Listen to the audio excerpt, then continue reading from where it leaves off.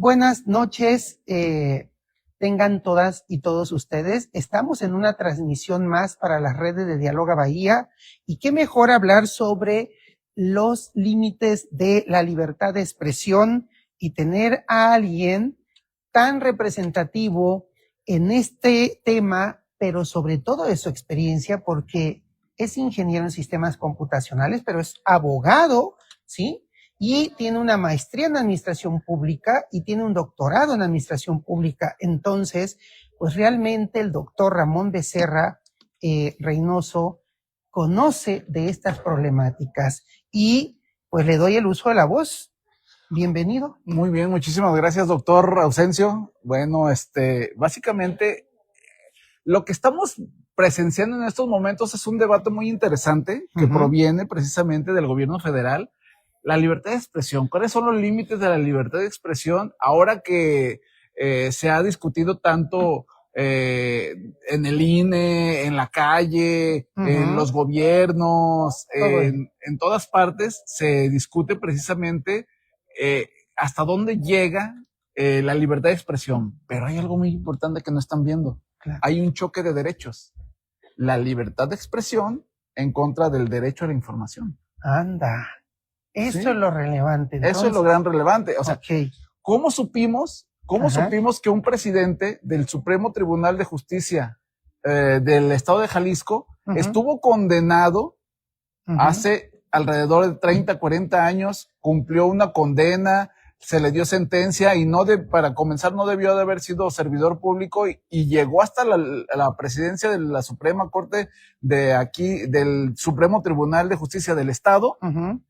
Y después se le despidió precisamente porque se supo que había atropellado a una persona y que había sido sentenciado por el delito de homicidio involuntario, pero es un delito que se castiga. Claro. ¿Cómo lo supimos? Por el derecho a la información.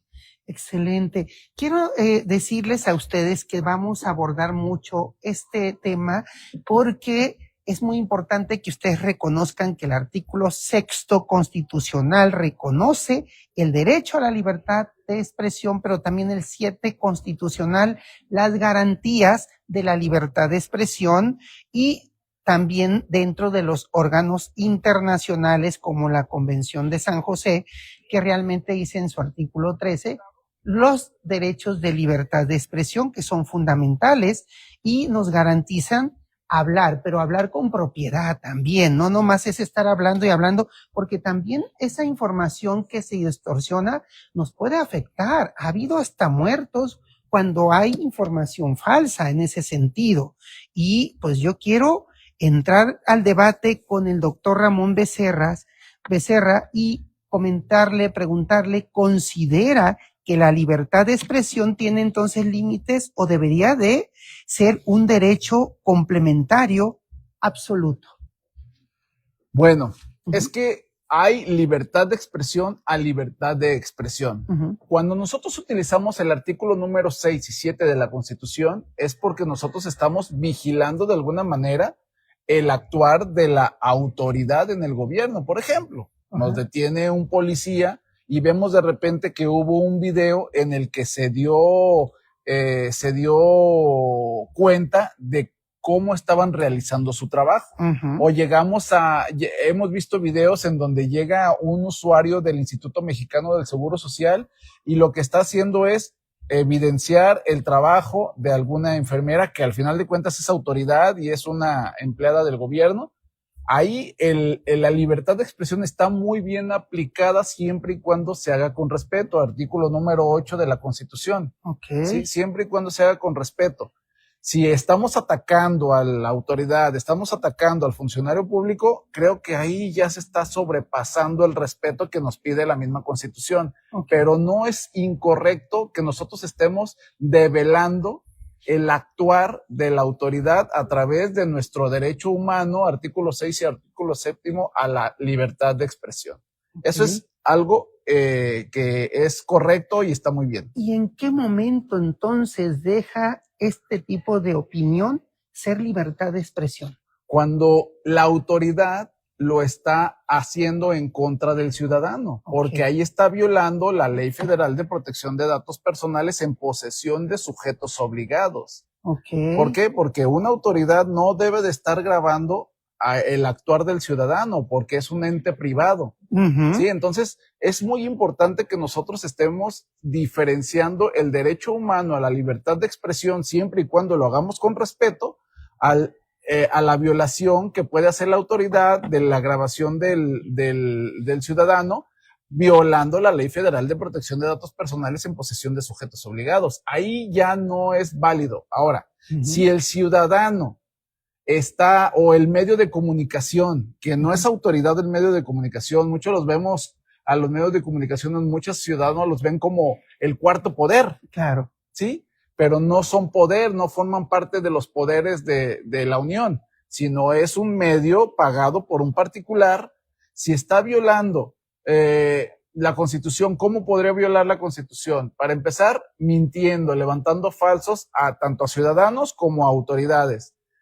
Considero que ya ellos tienen el derecho a informarnos a nosotros como ciudadanos y a informarles a todo el mundo, pero no a mentir. Y es muy importante eso. Entonces, la libre prensa, esto que estamos viviendo entre televisoras, radios, redes sociales y todo, imagínate que entonces estos periodistas o encargados de informar, pues si son pagados por ABCD, por gobiernos, por candidaturas, por proyectos, y dices, pues es que me tienes que informar bonito, sesgar, y entonces yo veo y considero un gran parte de esto que es desleal porque están trabajando para un individuo o una empresa y no en forma colectiva, porque dicen, entonces ellos me pagan y yo tengo que hacer la mejor nota de que el señor candidato o el gobierno esté funcionando, no esté funcionando bien, pues tengo que hablar maravillas de él. En ese momento, ¿hasta dónde entonces entra el derecho a la información y la opinión, como lo estabas mencionando? Sí, yo considero que ahí ya se está sesgando. El candidato, el próximo presidente, lo que tú gustes y mandes, la próxima autoridad tiene todo el derecho a contratar a la persona que le va, a su equipo de imagen, a la persona que le va a enseñar a hablar, a la persona que le va a decir cómo vestir, cómo hablar, cómo comportarse, cómo estar frente a la cámara. Eso es correcto. Eso está muy bien, pero no se vale malinformar al ciudadano a partir de mentiras, a partir de ocultar. ¿Por qué? Porque al final de cuentas, esa libertad de expresión que tiene el medio de comunicación se está sobrepasando. Vamos desde la raíz de la palabra, libre expresión, o sea, exprésate de forma correcta, siempre con ética, siempre con respeto y por supuesto, sobre todo con respeto a la audiencia que te está escuchando y que te está viendo. No se vale malinformar precisamente para el golpeteo político, para quedar bien con las personas que te están pagando, que al final de cuentas, como les digo, el medio de comunicación es un medio que es privado y está pagado por un tercero que es privado, aunque, ¿cómo lo diré? Hay medios de comunicación del gobierno, por ejemplo, Canal 7 en Jalisco. O el 11 de Ciudad de México. Aún así, es una concesión que está dando el gobierno para informar a la ciudadanía. Entonces, a quien te debes es a la ciudadanía. Yo creo que ahí es donde se rompe precisamente el derecho a la libertad de expresión, cuando ya estás mal informando y estás utilizando la libertad de expresión para distorsionar las noticias. ¿Y quién entonces debería de decidir? ¿El gobierno, la empresa o el individuo? O yo recuerdo que me tocó hacer una iniciativa de ley del Sexto Constitucional donde los medios sociodigitales tuviesen que el representante o el responsable solidario también era la plataforma por aceptar información falsa, pero pues en ese sentido dice también la plataforma, ¿y yo cómo puedo saber si es falsa o no? Bueno, entonces, ¿cómo regular? Es momento entonces de empezar a regular. Fíjate que eso se viene discutiendo, sí, desde hace alrededor de 8 años. Y ya ahora en estos momentos ya no solamente involucra al medio de comunicación, o sea, a limitar al medio de comunicación en determinados aspectos. Y ahora es también parte de la ciberseguridad. Sí. Y ahora es parte también de la inteligencia artificial. Y incluso de la salud mental. Y de la salud mental. Y aquí en México no hay una ley en inteligencia artificial y no hay una ley en ciberseguridad. Por lo tanto, actualmente, y ya lo he repetido en algunos foros, la inteligencia artificial se alimentó de todos los fake news o de todas las noticias falsas que hemos estado subiendo durante muchísimos años. Es por eso que no se puede confiar en un modelo como ChatGPT o como Gemini en la actualidad. ¿Por qué? Porque si le pedimos algo, comienza a inventar y comienza a darnos mentiras con base en las noticias falsas que ya se subieron durante muchísimos años. Entonces, urge. ¿A quién le corresponde? Nos corresponde sentarnos en un foro a nivel federal, a niveles estatales y con base a los resultados, comenzar ya a hacer proposiciones y propuestas de ley serias, de inteligencia artificial, de ciberseguridad y, por supuesto, de libertad de expresión. Qué interesante esto que acabas de decir. Y entonces, porque luego empiezan estos mecanismos de discursos de odio, de hablarse, incluso los mismos gobiernos en turno, con tal de hacer la pulverización, automáticamente dice, pues me interesa que en esta división ganemos nosotros. Y desde ahí entonces está perjudicando esta libertad de odio, esta tema de difusión de odios y todo, tiene que ver también con estos códigos civiles o los códigos de procedimiento de, ¿cómo se dice?, de sanciones, incluso puede ser hasta por la vía penal o todos los sentidos que ustedes manejan como abogados. Es necesario también incluir a ellos en este debate porque no nomás es regular, sino sancionar y multar. El 2027 van a ser las primeras elecciones y espero que sean las únicas, porque en el 2030 se podría replicar, pero en el 2027 van a ser las primeras elecciones con deepfakes. ¿Qué significa esto? Los deepfakes son imágenes manipuladas, videos manipulados, audios manipulados por inteligencia artificial para hacernos creer lo que no es.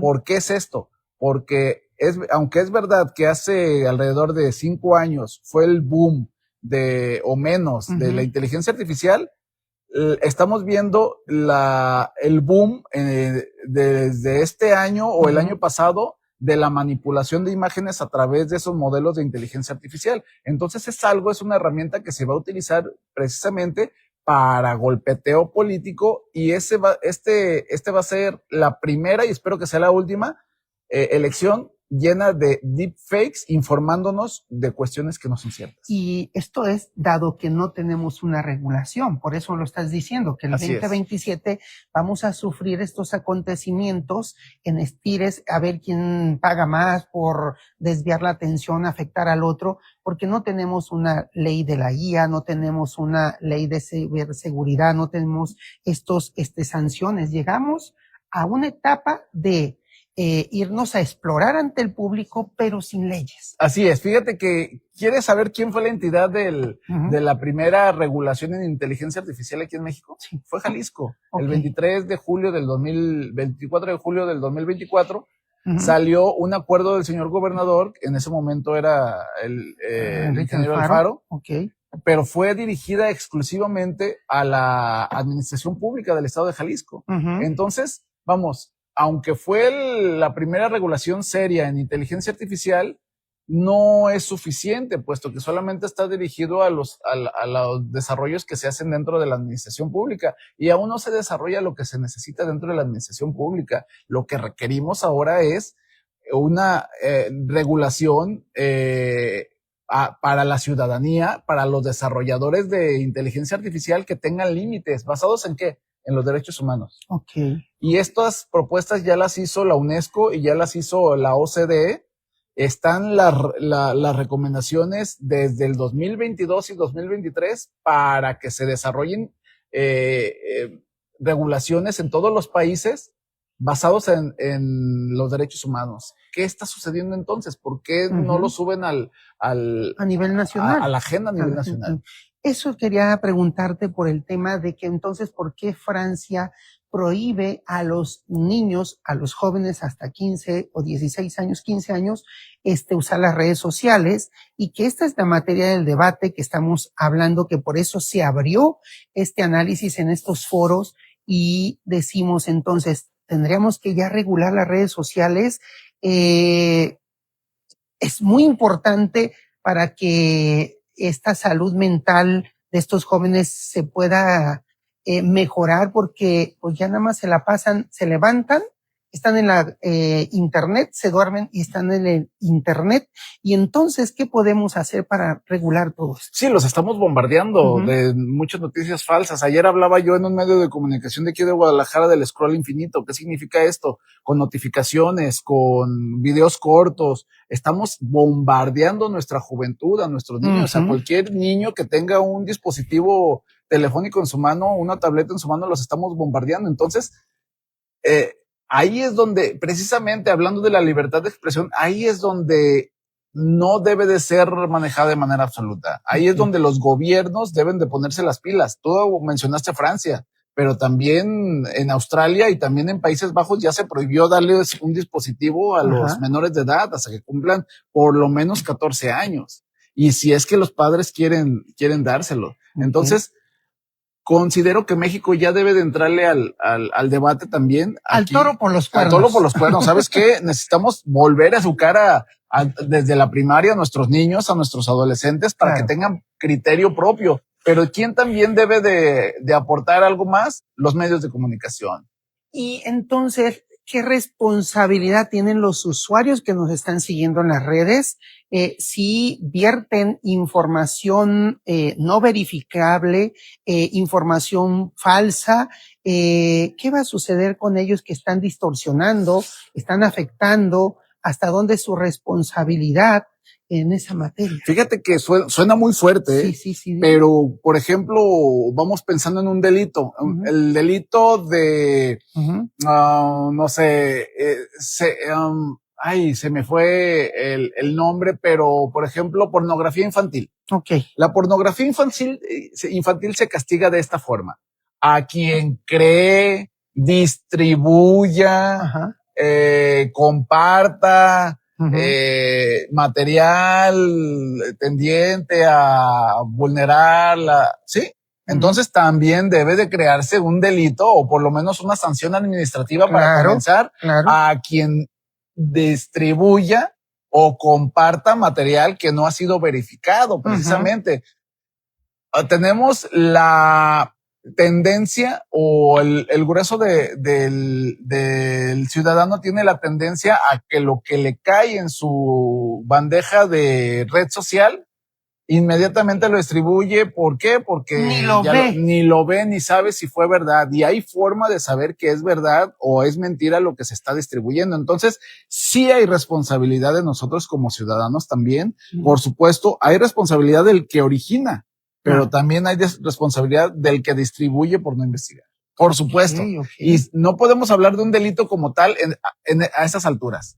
Debemos de hablar de sanciones administrativas, ¿sí? Y podemos realizarlo a través de las redes sociales. Es ahí donde yo no pido que se nos esté vigilando a través de redes sociales, pero que sí haya algoritmos que nos avisen, ¿sabes qué? Estás distribuyendo material que no es verdad. Qué interesante comentario hiciste, porque también va abonado sobre la ciberseguridad. Sí. Te puedo decir algo. Cuando van a llegar por una persona no grata, para no decir temas incluso el mismo gobierno truena el internet, lo da de baja en ese rato, pero si tú estás en otra situación, ellos van por lo que van, pero tú estás en otra situación, no sé, incluso hasta haciendo contenido público particular o incluso hasta operando y tengas que estar usando robot con tecnología y con el internet. Para un lado, beneficias porque lo vas a ir a agarrar, pero por otro lado, afectas porque estás operando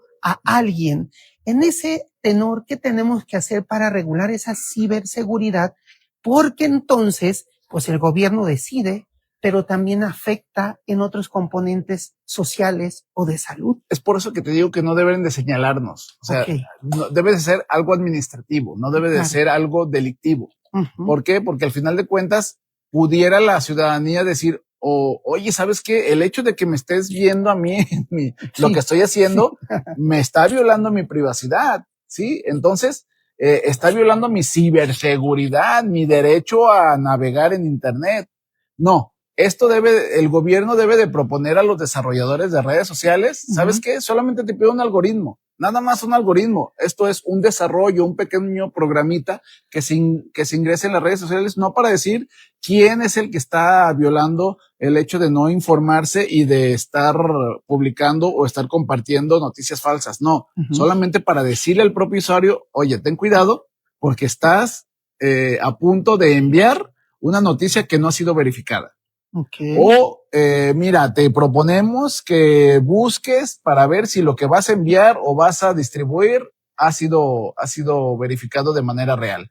Entonces, vamos, no estamos señalando de manera directa a la persona que va a realizar esa acción, pero sí le estás diciendo, sabes que probablemente lo que tú estás enviando o probablemente lo que tú estés distribuyendo no es verdad. Claro. No está verificado. Claro. Entonces, ahí sí el gobierno debería de platicar, sentarse con la ciudadanía, con los desarrolladores, con los medios de comunicación, para llegar a un consenso. A esos foros. A esos foros. Mencionas. Exactamente. ¿Para deberían de hacerse donde? En las universidades, en las cámaras, en estos desarrolladores de software, a la ciudadanía en general, encuestarlos, hacer consultas ciudadanas. ¿Qué sería lo más relevante o más que fuera significante para que todos quedáramos felices y contentos? Porque pareciese que ahora esta regulación no les gusta a muchos y va a quedar más que estresado esta iniciativa de estos reglamentos que pretenden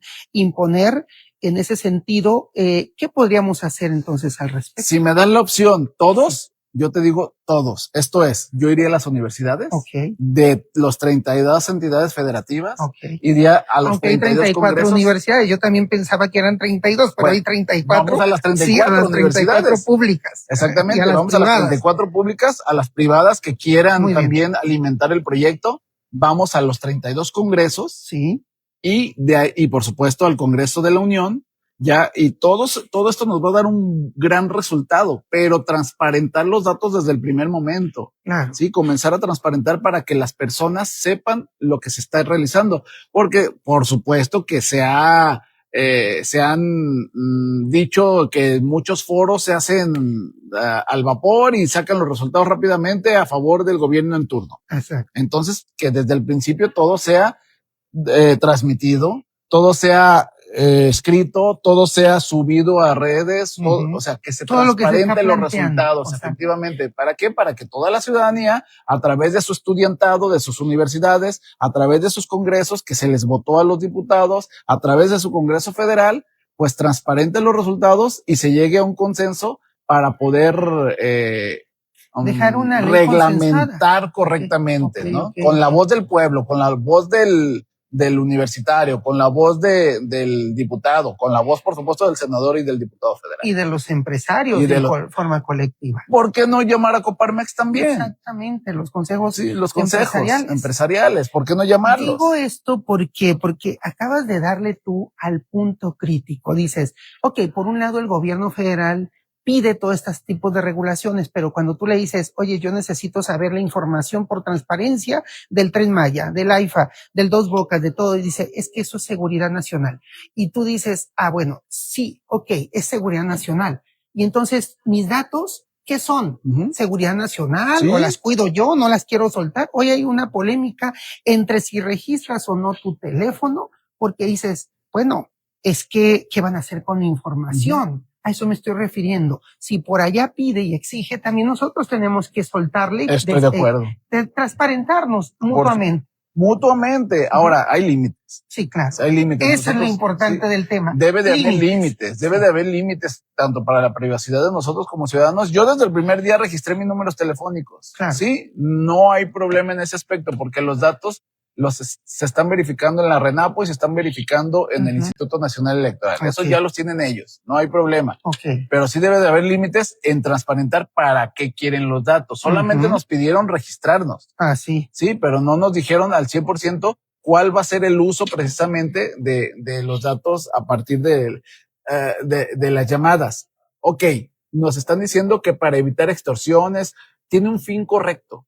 Sí, pero o también. Los desaparecidos. Exacto, o los desaparecidos. Okay. Está bien, pero ¿dónde está el seguimiento a partir del registro de los números telefónicos? Claro, ¿dónde estará la transparencia? Claro. Es lo que estás diciendo tú, efectivamente, puro para acá, pero nada para allá. Exacto. Entonces, ahí es donde el empresariado, el estudiantado, el gobierno, todos debemos de sentarnos y, ¿sabes qué? Queremos jalar para todos. Entonces, jalemos parejos. Ustedes nos están pidiendo, nosotros también les estamos pidiendo. Queremos saber exactamente qué es lo que están haciendo ustedes, pero así como ustedes quieren saber qué estamos haciendo nosotros con nuestras líneas privadas, ¿no? Yo quise hacer mención sobre esto porque al desaparecer el Instituto Nacional de Acceso a la Información, que para mí siempre fue muy, muy atinado porque era autónomo, el tema de que ayer hicieron un convenio de colaboración entre el mismo ejecutivo con las dependencias y con todos,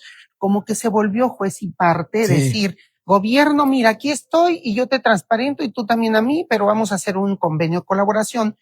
Yo dije, qué raro, porque si no, ellos no son juez y parte, ellos no pueden informar y van a informar lo que tienen y lo que quieran.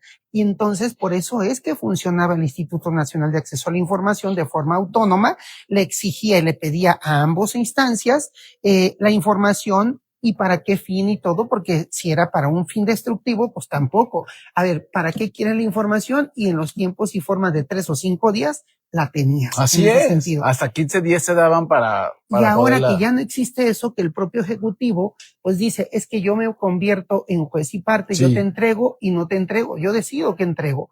Y es donde acabamos de opinar, dices, es que todo para allá y nada para acá. Si todo fuera para allá y para acá, yo creo que marcharíamos como el soldado cuando va en el pelotón feliz y contento, y nosotros también flojitos y cooperando, como lo hace China. Sí, efectivamente. China tiene todo ordenado. Sí, exactamente. Si están hablando de socialismo y que aquí tenemos comunismo aquí en México, etcétera, etcétera, bueno, pues entonces el gobierno debe decir, ok, quieren que actuemos de forma social, pues vamos siendo iguales ustedes y nosotros, ciudadanos y gobierno. Okay. Entonces, ahí ya habría otra dinámica muy interesante, ¿no? Que estamos hablando de otro tipo de gobierno al que realmente tenemos aquí en México, pero sería muy bueno que se transparentara lo que nosotros necesitamos como ciudadanos, saber. Pero también nosotros decir, ok, ¿para qué quiere todos los datos que estás recabando tu gobierno a través del registro de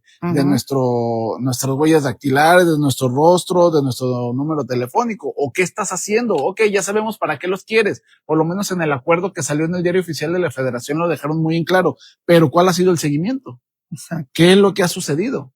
Sí, entonces yo también necesito que estés transparentando estos datos, gobierno. Es ahí donde efectivamente se trunca la confianza hacia el gobierno. Y es por eso que ahora estamos discutiendo no solamente del registro de teléfono, estamos discutiendo, como bien lo dijiste, de la libertad de expresión. Y así es, la libertad de expresión fortalece la democracia cuando se ejerce con responsabilidad. Si nosotros ejercemos datos, información con responsabilidad, entonces tendremos un compromiso de veracidad, de verdad y de proteger esos derechos fundamentales que nosotros tenemos, porque entonces, pues si va a prevalecer este desorden, pues nada más vamos a tener que cerrar con una cinta la boca y ya no opinar. Yo creo que de eso no se trata. Se trata más bien de responsabilizarnos todos, ciudadanos, empresarios, congresistas, universitarios, gobierno y todo ello. La pregunta que te hago entonces, ¿estamos preparados en México para llevar a cabo estos cambios significativos y de verdad tener una libertad de expresión en forma democrática? Fíjate que estamos demostrando que no. Okay. ¿Por qué? Porque en estos momentos estamos discutiendo cosas que ya se habían legislado hace bastantes años y lo volvimos a traer a la palestra. Ajá. Entonces estamos demostrando que no le entendemos a a la libertad de expresión, que el medio de comunicación, porque el medio de comunicación a veces sigue reenviando o compartiendo información falsa, porque el ciudadano está compartiendo información falsa, porque la autoridad está grabando al ciudadano. Entonces creo que no le estamos entendiendo correctamente a la libertad de expresión. Yo he dicho desde que estudié Derecho que el derecho lo debemos de aprender desde la primaria, desde la secundaria, por lo menos enseñar al niño o al adolescente los primeros 27 artículos de la Constitución. Okay. Con eso comprenderíamos perfectamente de qué se trata el derecho humano a la educación, el derecho humano al pedir información con respeto, la libertad de expresión, el derecho a tantos derechos que tenemos en la Constitución, tantos derechos humanos que no se están comprendiendo, incluido la libertad de expresión. Considero que estamos en pañales todavía, aun cuando tenemos años, ya son 109 años de la publicación de la Constitución mexicana que nos está rigiendo actualmente, y aún no le entendemos a la libertad de expresión. Fíjate qué interesante tu análisis, porque dices, y entonces los límites de la libertad de expresión, ¿cómo los vamos a llegar a fortalecer desde la ley, desde la forma en que nos conducimos? Porque como dices, incluso hasta para pedir las cosas, por favor, desde ahí vienen en estos artículos, porque tú dices, yo pido cosas, pero sí pídelas con modo. Pídalas de forma humilde, sencillo, por favor, y te aseguro que todo el mundo voltea, te ayuda, nos ayudamos mutuamente. Desde ahí yo creo que cambia la cultura y la forma en que nos expresamos, yo creo que es lo que nos está dañando, porque hablamos y hablamos incongruencias, sin veracidad, pero sobre todo con discursos de odio. Yo creo que los gobiernos, tanto de los estados como el federal, deben de ser sancionados en esos discursos de odio, sí, ¿cómo no? Porque los estamos observando y ellos dicen preferible hacer un discurso de odio con tal de que pierda A o B en una elección. Nos vale la opinión ciudadana y es donde usted dice, híjole, contraste económico, social, certeza jurídica, educación, todo en un tema de odio, discurso de odio. A la basura todo. A la basura se fue. Y yo creo que los que hagan ese tipo de libertades de expresión, de discursos de odio, deben de ser sancionados, sea federal, estatal, municipal, empresa, de toda índole, porque debemos de respetarnos. Sí. Y yo creo que la libertad de expresión es eso. Sí. Tengo derecho a informar, pero también tengo derecho a que me respetes mis ideas como yo respeto las tuyas. Sí, ejerce tu libre expresión como te gustaría que la ejercieran contigo. Exactamente. Eso es nada más. Pues estamos muy felices de estar aquí con todos ustedes. Estamos ya concluyendo el programa sobre los límites de la libertad de expresión. Aprendan del séptimo constitucional, que son los que prevalecen. Uno, pues da la opinión y otro garantiza la opinión de estas ideas. Y yo creo que las empresas deben de incluir el apartado de los medios sociodigitales, que son fundamentales dentro del sexto constitucional y que el gobierno ni las empresas le han puesto interés. Una, porque los medios sociodigitales no se quieren responsabilizar de la información vertida del ciudadano y el gobierno tampoco quiere garantizar las situaciones, no garantiza ni siquiera porque vivimos, porque cuando usted muere aquí en su territorio le tienen que garantizar y darle a su familia lo que le corresponde por garantizar de vivir aquí. Ni eso se garantiza. Imagínense garantizar esta libertad de expresión. Va a decir el gobierno, no, yo no te garantizo. Yo propongo como que voy a hacer que te garanticen esta libertad de expresión. Entrémosle todos, por favor, a hablar con propiedad como lo hace el doctor Ramón Becerra, pero también ingeniero en sistemas, experto en estas tecnologías, y la libertad de expresión tiene que ver también con estos medios sociodigitales, que son todas las plataformas tecnológicas que ya no se van a ir nunca, ¿verdad? No, ya llegaron para quedarse, van a evolucionar. Okay. Y están evolucionando. Hace 5 años no hablábamos de redes sociales en video. Ajá. Hablábamos de puro texto. Decíamos Twitter, decíamos Facebook, solamente con videos y algunas fotografías. pero de repente, boom, audio, video, y ya estamos viendo un TikTok, ya estamos viendo otro tipo de redes sociales. Entonces no se van a ir, van a evolucionar. Ok. Pues les agradecemos a todas y todos ustedes que nos sigan en nuestras redes y aviéntense también, si no lo vieron ahorita en forma editado en el YouTube, próximamente sale al día siguiente, ya también hablar de este tema tan importante como es los límites de la libertad de expresión. Y gracias al doctor Ramón Becerra por estar en nuestros programas siempre. Muchas gracias. Muchas gracias. Nos estamos viendo pronto.